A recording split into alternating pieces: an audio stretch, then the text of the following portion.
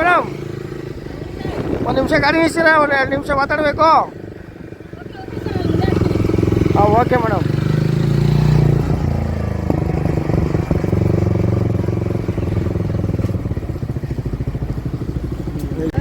ಹಾಂ ಮೇಡಮ್, ಅನಿಲ್ ಅಂತ ಹೇಳಿ. ಸ್ಟ್ರೀಟ್ ಫೋಟೋಗ್ರಫಿ ಮಾಡ್ತಾಯಿದ್ದೀವಿ. ಓಕೆ, ಈ ಗಾಡಿ ಮೇಲೆ ಈ ಡ್ರೆಸ್ಸಲ್ಲಿ ತುಂಬ ಚೆನ್ನಾಗಿ ಕಾಣ್ತಾ ಇದ್ದೀರಾ. Thank you sir.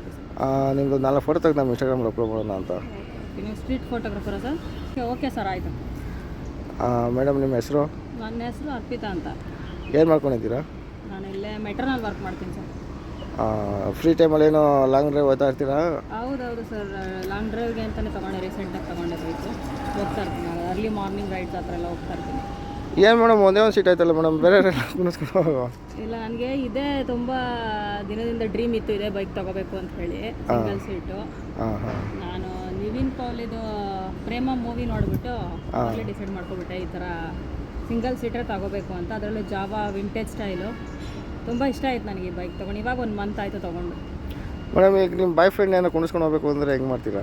ಅದೇ ಎಲ್ಲರೂ ಇದೇ ಥರ ಕ್ವಶನ್ಸೇ ಕೇಳ್ತಾ ಇರೋದೀಗ. ಬಾಯ್ ಫ್ರೆಂಡು ಬಂದಾಗ ಆ್ಯಕ್ಚುಲಿ ಇನ್ನೊಂದು ಬೈಕ್ ತೊಗೊಂಡು ಅವನು ನಾನು ಜೊತೆಲಿ ಹೋಗೋದು. ಅವರೇ ಸಪ್ರೇಟ್ ನೀವೇ ಇದಕ್ಕೆ ಫಿಕ್ಸ್ ಮಾಡ್ಕೋಬೋದು, ಫೋಲ್ಡಬಲ್ ಸೀಟ್ ಅಂತ ಹೇಳ್ತಾರೆ. ಬಟ್ ಇದು ಬಂದಿರೋದೇ ಹೀಗೆ, ಬೈಕ್ ಬಂದಿರೋದೇ ಹೀಗೆ, ಗೊತ್ತಿಲ್ಲ. ಒಟ್ನಲ್ಲಿ ಸದ್ಯಕ್ಕೆ ಸಿಂಗಲ್ ಸೀಟೇ. ಆಮೇಲೆ ಫೋಲ್ಡ್ ಮಾಡಿಸ್ಕೊಳ್ಳೋ ಥರ ಪ್ಲ್ಯಾನ್ ಗೊತ್ತಿಲ್ಲ ಫ್ಯೂಚರ್ ಹೇಗೆ ಅಂತ. ಬಟ್ ಇನ್ನೊಂದು ಬೈಕ್ ತೊಗೊಂಡು ಜೊತೆಲಿ ಹೋಗೋದೇ ಮಜಾ ಇರೋದು ಅಂತ ನಂಗೆ ಅನ್ಸುತ್ತೆ.